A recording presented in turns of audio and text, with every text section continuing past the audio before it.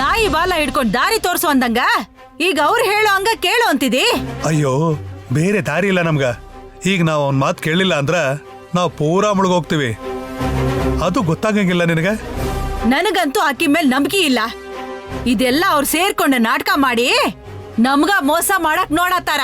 ಕನಕ ಅವ್ರು ನಮಗ್ ಮೋಸ ಮಾಡೋದಕ್ ನೋಡಿದ್ರ ನಾವು ಅವ್ರನ್ನ ಸುಲಭವಾಗಿ ಬಿಡ್ತೀವೇನ? ಸದ್ಯಕ್ಕೆ ನಮ್ಗೆ ಅವಶ್ಯಕತೆ ಅದ.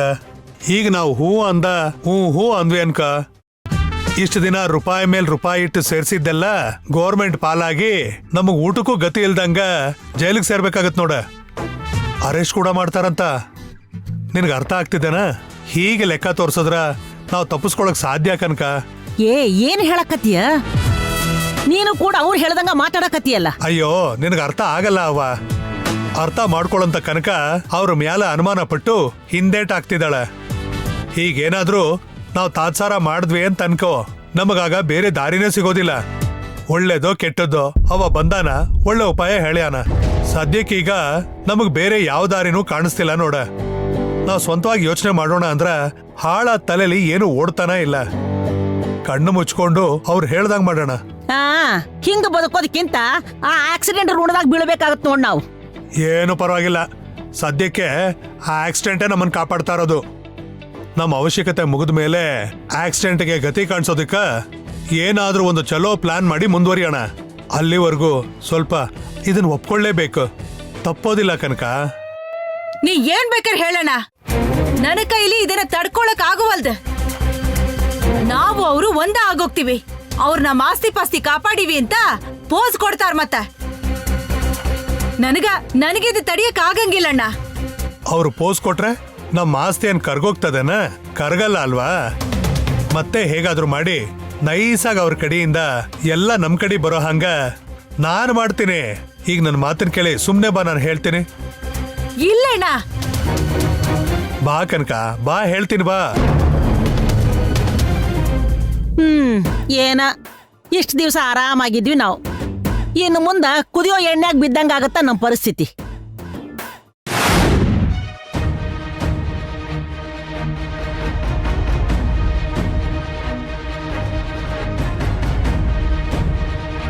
ಪಲ್ಲವಿ, ಗೀತಾ ಹೇಳಿದ್ಲಲ್ಲ, ಇನ್ನೂ ಯಾಕೆ ಯೋಚನೆ ಮಾಡ್ತಿದ್ದೀರಾ? ಇಲ್ಲ ಅಮ್ಮ, ಇದ್ ನನ್ಗಿಷ್ಟ ಇಲ್ಲ. ಇಷ್ಟ ಇಲ್ಲ ಅಂದ್ರೆ ಹೇಗಮ್ಮ? ನೀವು ಒಪ್ಕೊಂಡ್ರೆ ಅವ್ರು ಕಳ್ಕೊಂಡಿರೋ ಆಸ್ತಿ ಮತ್ತೆ ಅವ್ರಿಗೆ ಸಿಗತ್ತೆ. ಅದನ್ನ ಸ್ವಲ್ಪ ಅರ್ಥ ಮಾಡ್ಕೊಳ್ಳೆ. ಅವ್ರ ಆಸ್ತಿ ಪಾಸ್ತಿಗೆ ನಾವು ಸೈನ್ ಹಾಕಿ ಅದು ನಮ್ದು ಅಂತ ಅನ್ಕೊಳ್ಳೋದು ನನ್ಗಿಷ್ಟ ಇಲ್ಲ ಅಮ್ಮ. ಅಮ್ಮ, ಅದೆಲ್ಲ ಬರೀ ಪೇಪರ್ ಮೇಲೆ ಸಿಗ್ನೇಚರ್ ಅಷ್ಟೇ. ಆ ಆಸ್ತಿನೇನಾದ್ರೂ ನಾವ್ ತಗೋತಿದೀವಾ? ಇಲ್ಲ ತಾನೆ? ನೀನ್ ಏನಾದ್ರೂ ಹೇಳಮ್ಮ, ನಮ್ಗೆ ಯಾಕೋ ಇದು ಇಷ್ಟ ಆಗ್ತಿಲ್ಲ. ಈಗ ಈ ಆಸ್ತಿನ ದಕ್ಕಿಸ್ಕೊಳ್ಳೋದಕ್ಕೆ, ಈ ಕುಟುಂಬನ ಕಾಪಾಡ್ಕೊಳ್ಳೋದಕ್ಕೆ ಇರೋ ಒಂದೇ ಒಂದು ಅವಕಾಶ ನೀವೇ ಹಾಗನ್ಬಿಟ್ರೆ ಹೇಗಪ್ಪ? ಅದಲ್ಲಮ್ಮ, ಸೈನ್ ಹಾಕೋದೇನೋ ದೊಡ್ಡ ಸಮಸ್ಯೆ ಅಲ್ಲ. ಆದ್ರೆ ಅವ್ರು ಸಂಪಾದನೆ ಮಾಡಿರೋ ಆಸ್ತಿಲಿ ನಮಗೂ ಪಾಲಿದೆ ಅಂತ ಹೇಳಿ ಒಂದೇ ಮನೇಲಿದ್ದೀವಿ ಅಂತ ನಂಬಿಸೋದಕ್ಕೋಸ್ಕರ ನಾವು ಕೂಡ ಇಲ್ಲೇ ಇರಬೇಕು ಅನ್ನೋದು ನನಗೆ ಯಾಕೋ ಇಷ್ಟ ಆಗ್ತಿಲ್ಲ. ನಾವು ಇಲ್ಲೇ ಇದ್ರೆ ಅದು ನಮಗೂ ಮರ್ಯಾದೆ ಅಲ್ಲ, ನಿನಗೂ ಮರ್ಯಾದೆ ಅಲ್ಲಮ್ಮ. ಸ್ವಲ್ಪ ದಿನ ಇರ್ಬೇಕಷ್ಟೆ. ಇಲ್ಲ ಕಣೆ, ಈ ವಿಷಯದಲ್ಲಿ ನೀನ್ ಎಷ್ಟೇ ಹೇಳಿದ್ರು ನನಗ್ ಮನ್ಸೊಪ್ತಾ ಇಲ್ಲ. ನಾವೇನೋ ಅವ್ರಿಗೆ ಒಳ್ಳೇದಾಗ್ಲಿ ಅಂತ ಅನ್ಕೊಂಡು ನಾವು ಮಾಡ್ತೀವಿ. ಆದ್ರೆ ಅವರು ಬಾಯಿಗೆ ಬಂದಾಗೆಲ್ಲ ಮಾತಾಡ್ತಾರೆ. ಪ್ರತಿಯೊಂದು ಸಮಸ್ಯೆನೆ ಅವ್ರಿಗೆ. ನಾವು ಸಾಮಾನ್ಯವಾಗಿ ನಿನ್ನ ನೋಡ್ಕೊಂಡು ಹೋಗಕ್ ಬಂದ್ರೆ ಅವ್ರು ಕಾಲ್ ಕೆರ್ಕೊಂಡು ಜಗಳಕ್ ಬರ್ತಾರೆ. ಹಾಗಿರುವಾಗ ಇಲ್ಲೇ ಇರಕ್ಕಾಗತ್ತಾ? ಅಮ್ಮ ಪ್ಲೀಸ್ ಅರ್ಥ ಮಾಡ್ಕೊಳ್ಳಿ. ಈಗ ನೀವು ಆಗಲ್ಲ ಅನ್ಬಿಟ್ರೆ ಇರೋ ಒಂದೇ ಒಂದು ಅವಕಾಶನೂ ಹೊರಟೋಗ್ಬಿಡುತ್ತೆ. ಇದು ಈ ಕುಟುಂಬ ಗೌರವ, ಎಲ್ಲರ ಭವಿಷ್ಯ. ಇಷ್ಟು ದಿನ ಅವ್ರು ಕಷ್ಟಪಟ್ಟು ಸಂಪಾದಿಸಿರೋ ಆಸ್ತಿಗಳೆಲ್ಲ ಈಗ ಅದನ್ನ ಕಾಪಾಡೋ ಅವಕಾಶ ನಮ್ ಕೈಯಲ್ಲಿ ಇದ್ರೂ ಕೂಡ ಕಾಪಾಡ್ಲಿಲ್ಲ ಅಂದ್ರೆ ಅದಕ್ಕಿಂತ ಕೆಟ್ಟದು ಇನ್ನೇನು ಇರಲ್ಲ ಅಮ್ಮ. ಗೀತಾ, ನೀನಿಷ್ಟೊಂದು ಕೇಳ್ಕೊತಾ ಇದೀಯಾ ಅಂತ ಇದು ನಿನ್ನತ್ತೆ ಮನೆ ಆಗಿರೋ ಕಾರಣಕ್ಕೆ ನಮಗೆ ಇಷ್ಟ ಇಲ್ಲದೆ ಇದ್ರೂ ಕೂಡ ಸೈನ್ ಅಂತೂ ಮಾಡ್ತೀವಿ. ಆದ್ರೆ ಈ ಮನೇಲಿ ನಾವಿರೋದಿಕ್ಕಂತೂ ಸಾಧ್ಯ ಇಲ್ಲಮ್ಮ. ಅಪ್ಪ ಪ್ಲೀಸ್ ಅರ್ಥ ಮಾಡ್ಕೊಳ್ಳಿ. ಇಲ್ಲಮ್ಮ, ನೀವಿಬ್ರು ಸುಮ್ನೆ ಅವ್ರ ಹತ್ರ ಏನಾದ್ರೂ ಅನ್ನಿಸ್ಕೋತೀರಾ ಅಂತ, ಅದ್ರಿಂದ ನಿಮಗ್ ನೋವು ಆಗತ್ತೆ ಅಂತ ಇಲ್ಲಿರೋದ್ ಬೇಡ ಅಂತ ಹೇಳ್ತಿದ್ದೀರಾ ಅನ್ನೋದು ನನಗೆ ಅರ್ಥ ಆಗ್ತಿದೆ ಪಲ್ಲವಿ. ಆದ್ರೆ ನಿಮ್ ಬೀಗ್ರನ್ನ ಇಂಥ ದೊಡ್ಡ ಸಮಸ್ಯೆಯಿಂದ ಆಚೆ ತರೋದಾದ್ರೆ ಯಾಕೆ ನಾವು ನಮ್ ಕೈಲಾಗಿದ್ದ ಸಹಾಯ ಅವ್ರಿಗೆ ಮಾಡಬಾರ್ದು? ಗೀತನ್ ಯೋಚನೆಯಿಂದ ನಮ್ಮ ಆಸ್ತಿ ನಮಗ್ ವಾಪಸ್ ಸಿಕ್ತು ಅಂತ ಅವರು ಬದಲಾಗೋ ಅವಕಾಶ ಇರುತ್ತಲ್ವಾ? ಇವಾಗ ನೀವಿಬ್ರು ಹಠ ಮಾಡಿ ಸಹಾಯ ಮಾಡಲ್ಲ ಅಂದ್ರೆ ಪಾಪ ಗೀತನ್ ಬದುಕೇನಾಗ್ಬೇಕು? ಕಡೇ ಪಕ್ಷ ಇದವ್ರಿಗೆ ಅರ್ಥ ಆಗ್ಲಿ ಅನ್ನೋಕಾದ್ರೂ ನೀವು ಗೀತಾ ಹೇಳ್ದಂಗೆ ಕೇಳೋದು ಒಳ್ಳೇದು. ದೊಡ್ಡೋಳ್ ನಾನು ಹೇಳ್ತಿದ್ದೀನಿ, ಸ್ವಲ್ಪ ಯೋಚನೆ ಮಾಡಿ. ಅಪ್ಪ ಪ್ಲೀಸ್.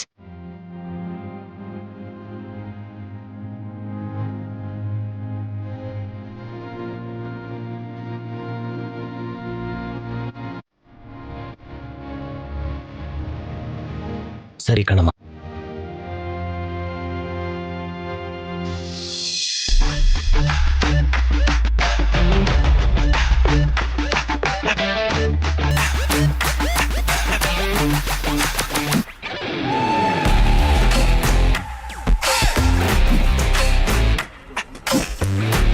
ಬ್ರೋ, ಯಾಕೆ ನಿಂತ್ಕೊಂಡೇ ಇದ್ದೀರಾ? ಬನ್ನಿ ಕೂತ್ಕೊಳ್ಳಿ.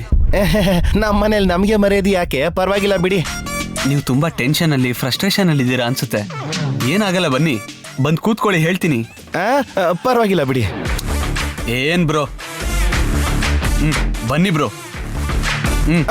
ಬೇಡ ಬೇಡ ಅಂತ ಹೇಳ್ತಾ ಇದೀನಲ್ಲ, ಬಿಡಿ.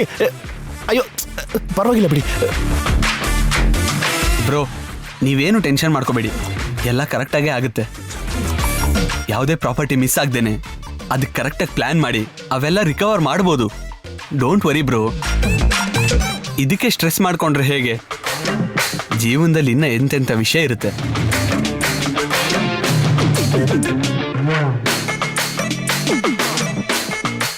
ಅಯ್ಯೋ, ಅದೇನು ನನಗೆ ಮಾತ್ರ ಕಾಫಿ ತಗೊಂಡ್ಬಂದಿದ್ದೀರಾ? ಅವ್ರಿಗೂ ಕೊಡಿ. ನನಗೇನು ಬೇಡ, ನೀವು ಕುಡ್ಕೊಳ್ಳಿ. ನಿಮ್ಮನ್ನು ನೋಡ್ತಾ ಇದ್ರೆ ಚಿಕ್ಕ ಮಗುನ್ ನೋಡ್ತಾ ಇರೋ ತರ ಅನ್ಸ್ತಾ ಇದೆ. ಇಷ್ಟು ಚಿಕ್ಕ ವಿಷಯಕ್ಕೆ ಈ ತರ ಆಡಿದ್ರೆ ಹೇಗ್ರಿ? ಅಂದ್ರೆ ಚಿಕ್ಕ ಹುಡುಗನ ನಾನು? ನನಗೇನು ಗೊತ್ತಾಗಲ್ವಾ? ಕೈಲಾಗ್ದೇ ಇರೋಣ ನಾನು? ನಾನು ಕೈಲಾಗ್ದೋನು ಅಂತ ತಾನೇ ಇಷ್ಟೆಲ್ಲ ಮಾತಾಡ್ತಿರೋದು. ಯಾಕೆ ಹೀಗೆಲ್ಲ ಮಾತಾಡ್ತಾ ಇದ್ದೀರಾ? ನಾನೇನು ಅನಾವಶ್ಯಕವಾಗಿ ಮಾತಾಡ್ತಿಲ್ಲ. Bro bro, please cool down. ಇವಾಗ ಏನಾಯ್ತು ಅಂತ ನಿಮ್ಮ ಪ್ರಾಪರ್ಟಿ ವಿಷಯದಲ್ಲಿ ತುಂಬಾ ಟೆನ್ಷನ್ ಮಾಡ್ಕೊಂಡಿದ್ದೀರಾ ಅನ್ಸುತ್ತೆ. ನಮ್ಮ ಹಣೆಯಲ್ಲಿ ಏನು ಬರ್ದಿರುತ್ತೋ ಅದು ಹಾಗೆ ಆಗುತ್ತೆ ನೋಡಿ. ನಾನು ಇದ್ದೀನಿ ಅಲ್ವಾ, ಎಲ್ಲ ನಾನು ನೋಡ್ಕೋತೀನಿ. ನೀವು ಯಾವಾಗಲೂ ಒಂದು ವಿಷಯ ನಂಬಿ, ನಿಮಗೆ ಸಿಗ್ಬೇಕಾಗಿರೋದು ನಿಮಗೆ ಸಿಗುತ್ತೆ, ನನಗೆ ಸಿಗ್ಬೇಕಾಗಿರೋದು ನನಗೆ ಸಿಗುತ್ತೆ.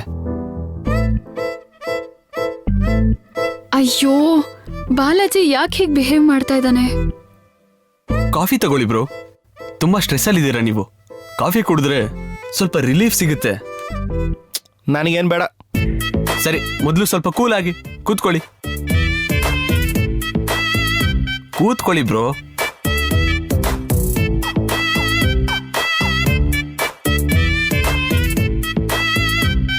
ಫಸ್ಟ್ ಟೈಮ್ ನಿಮ್ಮ ಕೈಯಾರೆ ಕಾಫಿ ಕುಡಿತಾ ಇರೋದು ತುಂಬಾ ಚೆನ್ನಾಗಿದೆ. Thank you. ಇವನು ಫಸ್ಟ್ ಟೈಮ್ ಕಾಫಿ ಕುಡಿಯೋದಕ್ಕೆ ನಮ್ಮ ಮನೇನೆ ಸಿಗ್ಬೇಕಾ? ನನ್ನ ಕಣ್ಮುಂದೆನೆ ಕಾಫಿ ಸೊರಸರ ಅಂತ ಕುಡ್ಕೊಂಡು ಹೊಗಳ್ತಾ ಇದ್ದಾನೆ ಬೇರೆ. ಇವಳಿಗೂ ಬುದ್ಧಿ ಇಲ್ಲ. ತುಂಬಾ ಥ್ಯಾಂಕ್ಸ್ ರೀ. ನೀವ್ ಇಲ್ಲಿಗೆ ಬಂದು ಆ ಉಪಾಯ ಹೇಳ್ದೆ ಹೋಗಿದಿದ್ರೆ ಎಲ್ರೂ ತೊಂದ್ರೆಲ್ ಸಿಕ್ಕಾಕೋತಿದ್ರು. ಇಷ್ಟು ದಿನ ಇವರು ಕಷ್ಟಪಟ್ಟು ಸಂಪಾದನೆ ಮಾಡಿದ್ದೆಲ್ಲ ನಷ್ಟ ಆಗಿರ್ತಿತ್ತು. ಇವತ್ತು ನೀವು ಕೊಟ್ಟಿದ್ದ ಉಪಾಯದಿಂದ ಒಳ್ಳೇದಾಯ್ತು ರೀ. Thank you so much. ಅಯ್ಯೋ, ಹೆಲ್ಪ್ ಅಂತ ಯಾಕೆ ಅನ್ಕೋತಾ ಇದ್ದೀರಾ? It's my responsibility. ನಾವೆಲ್ಲ ಒಂದು ಫ್ಯಾಮಿಲಿ. ನಾಳೆ ನಮ್ಮ ಮದುವೆ ಆದ್ಮೇಲೆ ಈ ಕುಟುಂಬದ ಜೊತೆನೂ ನನಗೆ ಸಂಬಂಧ ಬೆಳೆಯುತ್ತೆ ಅಲ್ವಾ? ಇವರೆಲ್ಲರೂ ನಮ್ಮವರೇ ಅಲ್ವಾ? ಇಲ್ಲಿ ನೋಡು, ಇವರು ಕೂಡ ನಮ್ಮ ಬ್ರದರ್ ತರ. ನಾವು ಅಣ್ಣ ತಮ್ಮಂದ್ರು. ಅಷ್ಟು ಹೆಲ್ಪ್ ಮಾಡಿಲ್ಲ ಅಂದ್ರೆ ಹೇಗೆ ಹೇಳಿ? ನಾವ್ಯಾಕೋ ಅಣ್ಣ ತಮ್ಮಂದ್ರಾಗ್ತೀವಿ?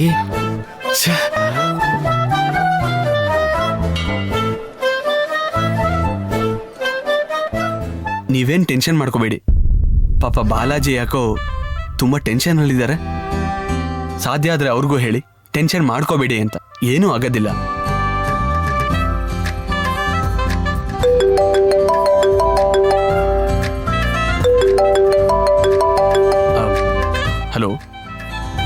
ಯಾ ಹೇಳಿ. ಓಕೆ ನಾನು ನೋಡ್ತೀನಿ.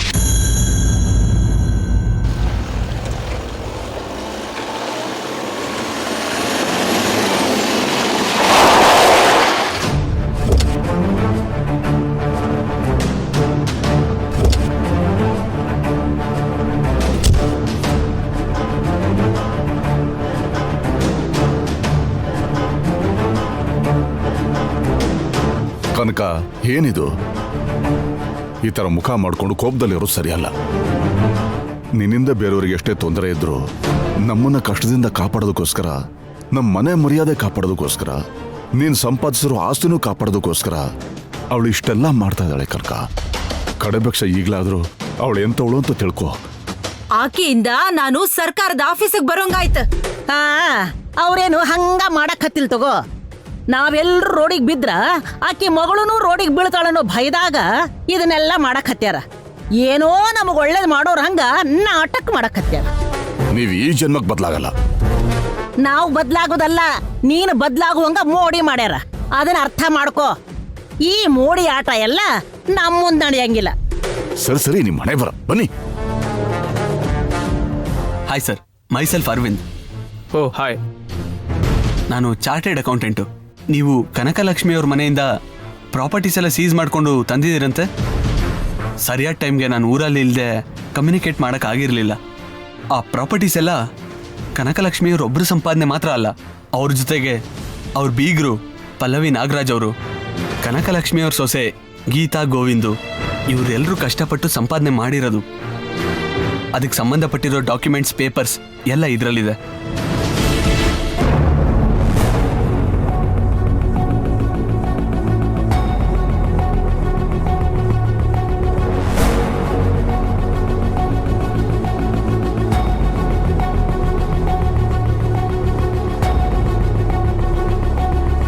ಏನ್ರಿ ಕನಕಲಕ್ಷ್ಮಿ ಅವರೇ, ಇದೆಲ್ಲ ನಿಜನಾ?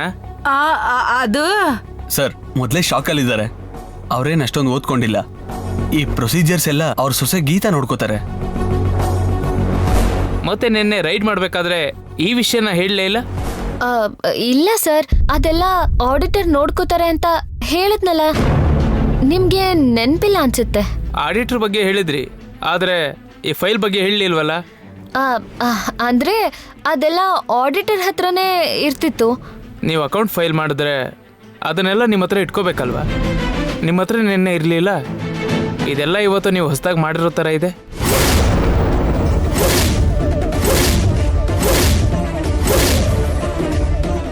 Sir, everything is legally documented. ಬೇಕು ಅಂದ್ರೆ ನೀವು ಕೂಡ ಒಂದ್ಸಲ ಚೆಕ್ ಮಾಡಿ. ಇದ್ಯಾವುದನ್ನು ಫೇಕಾಗಿ ಕ್ರಿಯೇಟ್ ಮಾಡಿಲ್ಲ. ಅದು ಓಕೆ.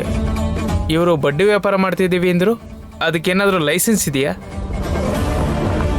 ಬಡ್ಡಿ ವ್ಯಾಪಾರ ಇವಾಗಿಂದಲ್ಲ ಸರ್, ಯಾವಾಗಲೂ ಒಂದು ಕಾಲದಲ್ಲಿ ಮಾಡ್ತಿದ್ರು. ಇಲ್ಲಿ ನೋಡಿ, ಕನಕಲಕ್ಷ್ಮಿ ಅವ್ರ ಅಮ್ಮ ಇದ್ದಾರಲ್ಲ, ಶ್ಯಾಮಲಾ ಅವರು, ಇವ್ರು ಮಾಡ್ತಾ ಇದ್ರು. ಅದರಿಂದ ಅವ್ರಿಗೆ ಬಡ್ಡಿ ವ್ಯಾಪಾರ ಮಾಡ್ತಾರೆ ಅಂತ ಹೆಸರು ಬಂತು. ಅಂದರೆ ಇವರು ಬಡ್ಡಿ ವ್ಯಾಪಾರ ಮಾಡ್ತಾ ಇಲ್ಲ? ಇಲ್ಲ ಸರ್, ಸದ್ಯಕ್ಕೆ ಆ ಥರ ಏನೂ ಇಲ್ಲ. ಒಂದು ವೇಳೆ ಮಾಡ್ತಾ ಇದ್ರು ಲೈಸೆನ್ಸ್ಡ್ ಬಿಸ್ನೆಸ್ಸೇ ಮಾಡ್ತಾರೆ. ಒಟ್ಟಿನಲ್ಲಿ ಲಾಲಿರೋ ಲೂಪೋಲ್ಸ್ನ ಇಟ್ಕೊಂಡು ಕಿವಿ ಮೇಲೆ ಹೂ ಇಡ್ತಿದ್ದೀರಾ? ಹಾಗೇನಿಲ್ಲ ಸರ್. ಏನೇ ಹೇಳಿ, ಈಗ ಇಷ್ಟು ಜನದ ಪ್ರಾಪರ್ಟೀಸ್ಗೆ ಇನ್ಕಮ್ ಸೋರ್ಸ್ ತೋರಿಸ್ಬೇಕು. ಅದ್ರ ಜೊತೆಗೆ ನೀವು ಗೌರ್ಮೆಂಟಿಗೆ ಕಟ್ಟಬೇಕಾಗಿರೋ ಟ್ಯಾಕ್ಸ್ ಕಟ್ಟಿಲ್ಲ, ಅದಕ್ಕೆ ಫೈನ್ ಕಟ್ಟಬೇಕು. ಸೊ ನೀವು ಪೇ ಮಾಡಲೇಬೇಕು. ಯಾಕೆ ಕಟ್ಬೇಕು ಸರ್? ಹೇಳ್ತೀನಿ ರೀ. 17 ಲಕ್ಷ ಕಟ್ಟಬೇಕು. ಏನಂದ್ರಿ? 17 ಲಕ್ಷನ? ಅದೇನು ರೊಕ್ಕ ಅಂತ ತಿಳ್ಕೊಂಡ್ರು, ಏನು ಚಿಲ್ಲರ್ ಅಂತ ತಿಳ್ಕೊಂಡ್ರು? ಅದೆಲ್ಲನ ಕೊಡಕ್ ಆಗೋದಿಲ್ಲ ಬಿಡ್ರಿ. ಬೇಕಾದ್ರೆ 50 ರೂಪಾಯಿ ಕೊಡ್ತೀವಿ, ನಮ್ದೆಲ್ಲ ಹೊಳ್ ಕೊಟ್ಟು ಬಿಡ್ರಿ. ಅತ್ತೆಯವ್ರೇ, ಇದನ್ನೇನ್ ಸಂತೆ ಅನ್ಕೊಂಡ್ರ? ಚೌಕಾಸಿ ಮಾಡೋದಕ್ಕೆ ಸ್ವಲ್ಪ ಸುಮ್ನೆ ಇರಿ. ಅವ್ರು ಹೇಳ್ತಾರಂತ ಎಲ್ಲ ಕೊಟ್ಟು ಬಿಡಕ್ಕಾಗತ್ತೇನು? ಕಷ್ಟಪಟ್ಟು ಗಳಿಸಿದ್ರು ಅಕ್ಕ. ಈ 17 ಲಕ್ಷ ಕಟ್ಟಲಿಲ್ಲ ಅಂದರೆ ನೋಟಿಸ್ ಕಳಿಸ್ತೀವಿ. ಆ ನಂತರ ಅರೆಸ್ಟ್ ವಾರೆಂಟು ಬರುತ್ತೆ. ಯೋಚನೆ ಮಾಡಿ ನೋಡಿ. ಇಲ್ಲ ಸರ್, ಅದನ್ನ ಕಟ್ಬಿಡ್ತೀವಿ. Good, okay. ಸರ್, ಇವಾಗ 17 ಲಕ್ಷ ಪೇ ಮಾಡ್ತೀವಿ. ಕ್ಲಿಯರ್ ಮಾಡಿ NOC ಕೊಟ್ಬಿಡಿ. ಓಕೆ. ವೇಣು ಸರ್, ಇವ್ರ ಫೈನ್ ಕಟ್ಟಿದ್ಮೇಲೆ NOC ಪ್ರಿಪೇರ್ ಮಾಡಿಕೊಡಿ. Okay sir. ಓಕೆ.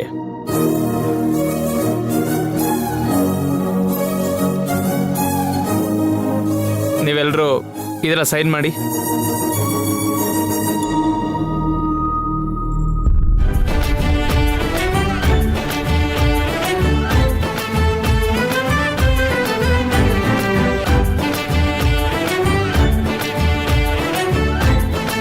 ನಾನೂನ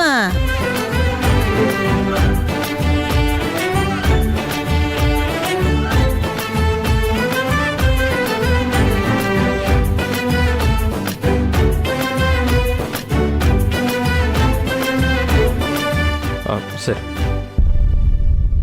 ಓಕೆ, ಆ NOC ಕ್ಲಿಯರ್ ಆದಮೇಲೆ ನಿಮ್ಮ ಪ್ರಾಪರ್ಟಿ ನೀವು ತಗೊಂಡು ಹೋಗ್ಬೋದು. ಹೌದು, ಮನೆಯಾಗಿರೋ ಎಲ್ಲ ಬಂಗಾರನು ತಗೊಂಡು ಬಂದ್ರಲ್ಲ, ಈಗ ಅವೆಲ್ಲ ಕರೆಕ್ಟಾಗಿ ಅದಾವ? ಒಂದೊಂದು ಪೈಸೆ ಕೂಡ ಕರೆಕ್ಟ್ ಆಗಿದೆ. ಮೊದಲು ನೀವು ಸರಿಯಾಗಿರೋದನ್ನ ನೋಡಿ.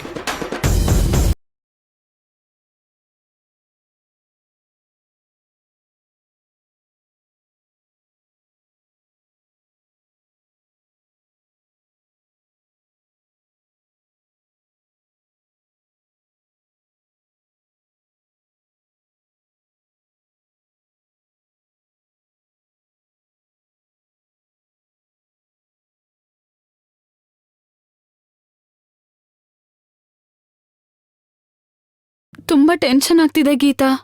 ಯಾಕೆ? ಎಲ್ಲ ಪ್ರಾಬ್ಲಮ್ಸ್ ಸಾಲ್ವ್ ಆಯ್ತಲ್ಲ, ಯಾಕೆ ಟೆನ್ಷನ್ ಆಗ್ತೀಯಾ? ಅತ್ತೆ ಮನೆ ಪ್ರಾಬ್ಲಮ್ ಏನೋ ಸಾಲ್ವ್ ಆಯ್ತು, ಆದ್ರೆ ನನ್ನ ಪ್ರಾಬ್ಲಮ್ಮೇ ತುಂಬಾ ದೊಡ್ಡದಾಗ್ಬಿಟ್ಟಿದೆ. ಏನ್ ಹೇಳ್ತಿದ್ಯಾ ನೀನು? ಹೌದು, ನನಗ್ ಒಂದ್ ಮಾತ್ರ ಅಲ್ಲ, ಎರಡೆರಡು ಪ್ರಾಬ್ಲಮ್ಸ್ ಇದೆ. ಏನೇ? ಅರವಿಂದ್ ಬಂದು ನಮ್ಮೆಲ್ಲರಿಗೂ ಹೆಲ್ಪ್ ಮಾಡಿ ಪ್ರಾಪರ್ಟಿನೆಲ್ಲ ರಿಕವರಿ ಮಾಡ್ಕೊಳ್ಳೋದಕ್ಕೆ ಗೈಡ್ ಮಾಡಿದ ಅವರೇ ಅಲ್ವಾ? ಅದು ಬಾಲಾಜಿಗೆ ಇಷ್ಟ ಆಗಿಲ್ಲ. ಆ ಬಾಲಾಜಿಗೆ ಏನಾದ್ರೂ ತಲೆ ಕೆಟ್ಟಿದ್ಯಾ?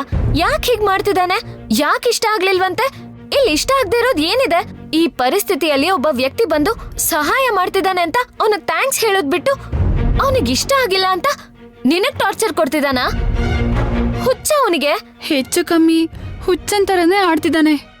ನನಗೇನ್ ಮಾಡ್ಬೇಕು ಅಂತಾನೆ ಅರ್ಥ ಆಗ್ತಿಲ್ಲ. ಅರವಿಂದನ ನೋಡ್ತಿದ್ರೇನೆ ಅವನು ತುಂಬಾ ಇನ್ಸೆಕ್ಯೂರ್ಡ್ ಆಗಿ ಫೀಲ್ ಆಗ್ತಿದ್ದಾನೆ. ನಾನು ಅವನಿಂದ ಎಲ್ಲಿ ದೂರ ಆಗ್ಬಿಡ್ತೀನೇನೋ ಅಂತ ಭಯ ಪಡ್ತಿದ್ದಾನೆ. ಅಯ್ಯೋ, ಇದಕ್ಕೂ ಅದಕ್ಕೂ ಏನ್ ಸಂಬಂಧ? ಮೊದ್ಲು ಅವನಿಗೆ ಹೇಳು. ತುಂಬಾ ಹೇಳ್ದೆ, ಆದ್ರೆ ಆಕ್ಚುಲಿ ಅವನು ಅರವಿಂದ ನೆರಳು ಕೂಡ ಸಹಿಸ್ಕೋತಿಲ್ಲ ಗೀತಾ. ಬಾ, ಚಿಕ್ಕ ಮಕ್ಳ ತರ ಆಡ್ಬೇಡ ಅಂತ ಹೇಳು. ಬಾಲಾಜಿಗೆ ಮಾತ್ರ ಅಲ್ಲ, ನನಗ್ ಕೂಡ ಭಯ ಆಗ್ತಿದೆ ಗೀತಾ. ನಿನಗೇನು? ಹೌದು, ಅರವಿಂದ್ ಇದನ್ನೆಲ್ಲ ನನ್ನನ್ನ ಮದ್ವೆ ಮಾಡ್ಕೋತಿದ್ದಾನೆ ಅಂತ, ನನಗ್ ಯಾವಾಗ್ಲೂ ಸಪೋರ್ಟಿವ್ ಆಗಿರ್ಬೇಕು ಅಂತ ಇದೆಲ್ಲ ಮಾಡ್ತಿದ್ದಾನೆ. ಆ ಹುಡ್ಗ ತುಂಬಾ ಒಳ್ಳೆಯವನು ಗೀತಾ. ಇವಾಗ ಅವನಿಗೆ ನನ್ ವಿಷಯ, ಬಾಲಾಜಿ ವಿಷಯ ಗೊತ್ತಿಲ್ಲದೆ ಇರೋದ್ರಿಂದ ನನ್ನ ಮದ್ವೆ ಮಾಡ್ಕೋತಿದ್ದೀನಿ ಅಂತ ಇಷ್ಟೆಲ್ಲ ಮಾಡ್ತಿದ್ದಾನೆ. ನಾಳೆ ಬಾಲಾಜಿ ಈಗಾಗ್ಲೇ ನನ್ ಕುತ್ತಿಗೆಗೆ ತಾಳೆ ಕಟ್ಟಿದಾನೆ ಅಂತ ಗೊತ್ತಾದ್ರೆ ಅವನಿಗೆ ಏನಂತ ಉತ್ತರ ಕೊಡೋದು? ಅವನು ಸುಮ್ಮನೆ ಇರ್ತಾನ? ವಿಷಯ ಗೊತ್ತಾದ್ಮೇಲೆ ಅಪ್ಪ ಅಮ್ಮ ಏನ್ ಮಾಡ್ತಾರೆ, ಅವ್ರಿಗೆ ಏನಾಗತ್ತೋ ಅಂತ ಭಯ ಆಗ್ತಿದೆ. ನನಗೆ ಈ ವಿಷಯನ ಅರವಿಂದನಿಂದ ಇನ್ನೂ ಮುಚ್ಚಿಟ್ಟು ಆತಂಗೆ ಮೋಸ ಮಾಡೋದು ನನಗಿಷ್ಟ ಇಲ್ಲ ಗೀತಾ. ಅರವಿಂದಂಗೆ ಹೇಗಾದ್ರೂ ಹೇಳೋಣ. ಪೂರ್ವಿ, ಈಗ ಅರವಿಂದ್ ಅವ್ರಿಗೆ ಹೇಗ್ ಹೇಳೋದು? ನಮಗ್ ಬೇರೆ ದಾರಿ ಇಲ್ಲ. ಅರವಿಂದಂಗೆ ಹೇಗಾದ್ರೂ ಮಾಡಿ ಈ ವಿಷಯ ಹೇಳ್ಬೇಕು.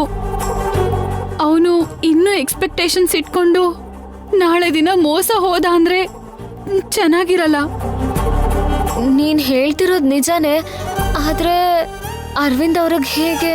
ಇನ್ನು ಇದ್ರ ಬಗ್ಗೆ ಯೋಚನೆ ಮಾಡ್ತಿದ್ರೆ ಪರಿಸ್ಥಿತಿ ನಮ್ ಕೈ ಮೀರ್ ಹೋಗುತ್ತೆ ಗೀತಾ. ಪ್ಲೀಸ್. ಬಾಲಾಜಿ ಕೂಡ ತುಂಬಾ ಭಯ ಪಡ್ಕೊಂಡಿದ್ದಾನೆ.